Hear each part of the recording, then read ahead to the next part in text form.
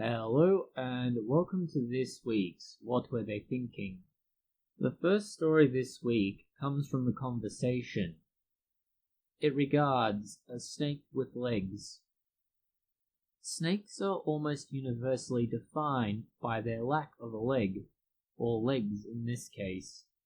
One fossil called the Najash rionegrina, which was found in parts of the Rio Negro province in Argentina, is at least somewhat challenging that conventional wisdom.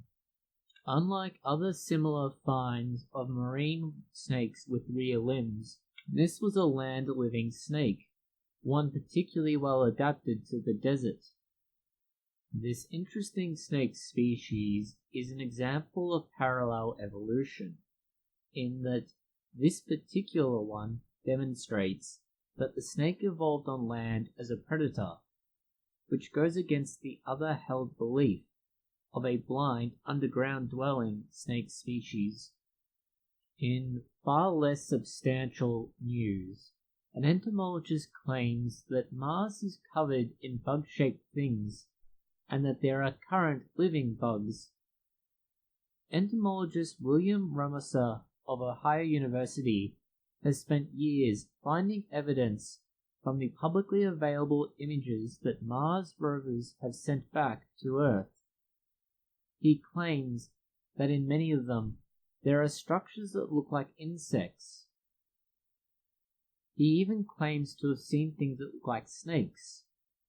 He is currently presenting findings of this at the Entomological Society of America's annual meeting, although it's not peer-reviewed. He believes that the images show things like a head, thorax, and wings, that these and other concepts are all present in the pictures that he has chosen to base his argument on. It could also be the same argument behind "Jesus is on my cheese sandwich." Humans have an uncomfortable and uncanny knack for seeing patterns where there aren't any. For this reason, there is a phenomena called pareidolia, that is, seeing a pattern where there is meaningless nonsense to be had. In other space-related news, SpaceX's Starship prototype has exploded again. If you've been watching this channel for very long and have seen past What Were They Thinking episodes, you would know SpaceX spacecraft have a history of ending in dramatic fashion during their tests. In this case, the Starship Mark I partially exploded during a pressure test. Reports say that Elon Musk said that this explosion had some value as a manufacturing pathfinder. He's also claimed that the Starship rockets could be carrying up to 100 people to Mars, theoretically by next year. Coming back to Earth and looking at the Great Southern Continent, Australia has had one of the more bizarre weather phenomena occur recently.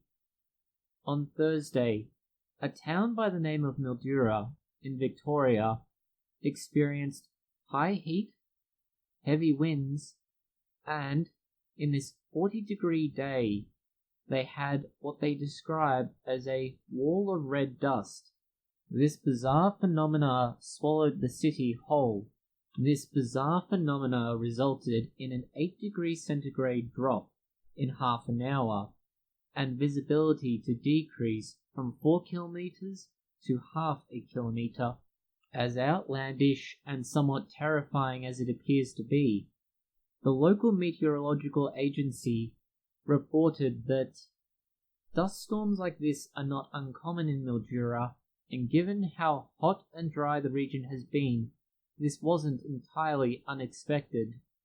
In other bizarre historical and geographical discoveries, over 140 new Nazca line shapes have been identified by Japanese researchers. These same researchers believe they may have some idea as to what the Nazca images were being used for. They have divided them into two categories, Type A and Type B. Type A are large at more than 50 meters, while Type B are small at less than 50 meters. The researchers believe that Type A, often shaped like animals, were used as ritual places. They believe these rituals involved smashing pottery. They believe the Type B type images were used as waypoints and markers for people to get to these Type A locations where they could engage in the rituals. Some of these Type B locations are very small by comparison to others, at less than 5 meters. The way they were discovered is also interesting, as it involved machine learning. The researchers paired up with IBM to develop machine learning algorithms that let what is essentially a sort of AI figure out what was and was not the Type B markings. The next bit of research involves fish, antidepressants, and water.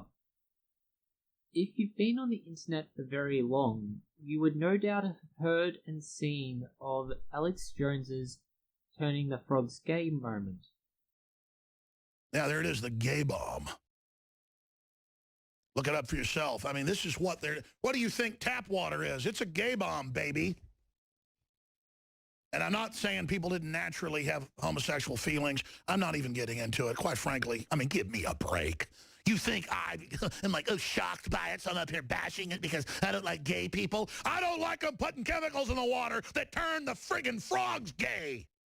Do you understand that? Serious crap. I'm sick of being social engineered. It's not funny. This is based on some factual evidence of a kind, which was all around antidepressants and the water supply.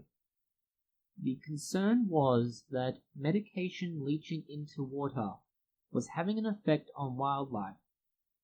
This week's particular example comes out of researchers in Australia who were looking at the eastern mosquito fish, who normally live in larger groups. They found that the antidepressants had an effect on the fish that was not noticeable when studying individual examples. The Australian researchers used an antidepressant called Prozac. They found that it has a very high presence in water, a concentration in the hundreds of nanograms per litre. This is a well-known serotonin reuptake inhibitor. It has a direct effect on neurons, and as a result, all vertebrates are susceptible to some sort of effect from it. The researchers were particularly looking at behavior and aggressive behavior when feeding. What they found was that the fish who were exposed to Prozac had an increased aggression rate, but also happened to eat less. In other pharmaceutical-related news, the idea that you can treat ADHD with omega-3 fish oil is, at best, hopeful and at worst, deceptive. Researchers from the King's College London found that giving children with ADHD an omega-3 fatty acid supplement only provided benefit if they already had lower levels of it in their blood. This means they were only providing a supplement to replace what was not present in their diet. This appears to match with some of the research coming out in the last 10 years. The general consensus has been that there is limited benefit in some cases, that it very much depends on how the ADHD has been rated. Others have demonstrated that there may be some benefit in improving cognitive function, but again, only in limited cases. This particular study used 92 children and gave them the supplement over 12 weeks. What they found was that in those children who lacked enough of it in their diet and therefore had low levels in their blood showed benefit. Those who did not have this lack of nutrition showed no benefit. Next is a very disconcerting case study of a 73-year-old woman.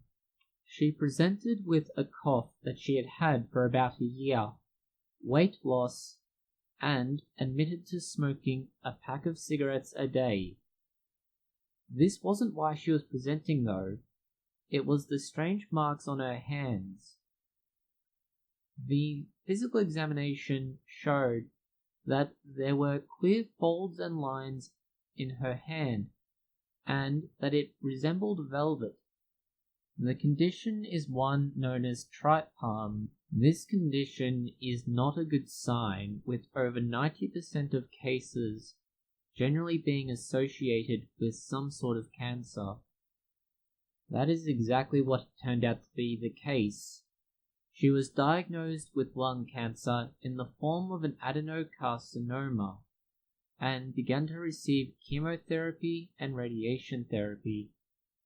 This, however, would not solve the condition of her hands, as it is unknown how to resolve it. There is a chance that by dealing with the cancer they might be able to resolve her tripe palms.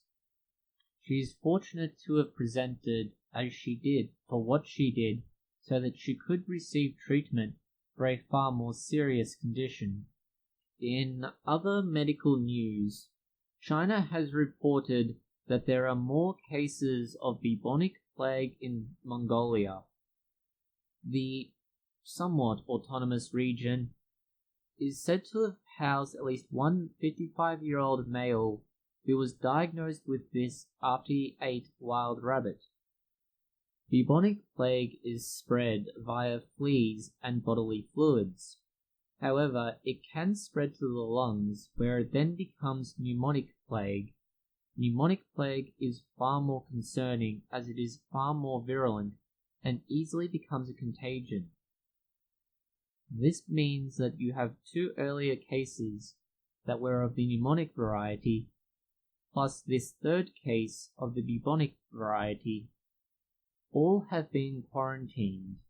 In different medical news, an investigation into the funding of anti-vaxxer ads on Facebook finds that they are almost entirely funded by two organizations. Anti-vaxxers are a dedicated bunch.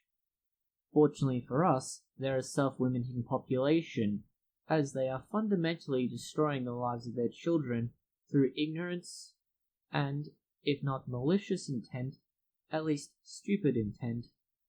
Unfortunately, their dedication to the cause means they are willing to go above and beyond in funding misinformation.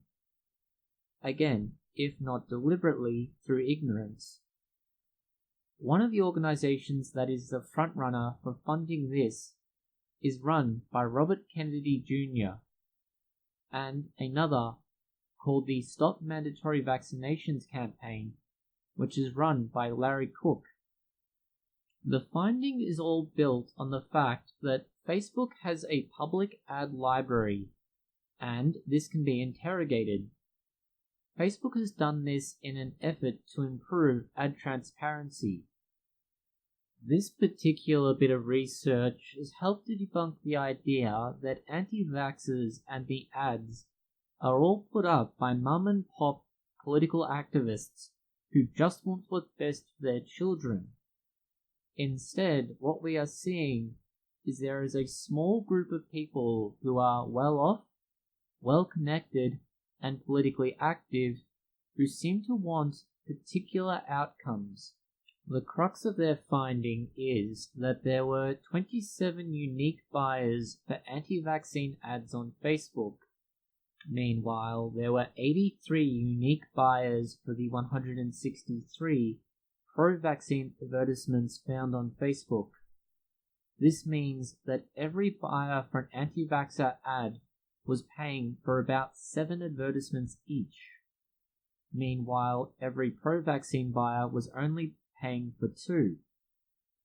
The anti-vaxxer ads also had a lot more funding behind them, meaning they were more targeted and better funded, leading to more impact. As a result of all of this, and past issues with how the systems have been gamed, many social media platforms are fundamentally blocking vaccine conversations entirely. They are labeling them as political activism, and as such, there is a lot more difficulty now in getting information out. Finally, an interesting bit of technological news. A study looking at what happens if a robot insults you has found that if it's the right insult, you can feel the same emotional pain as if it were a person.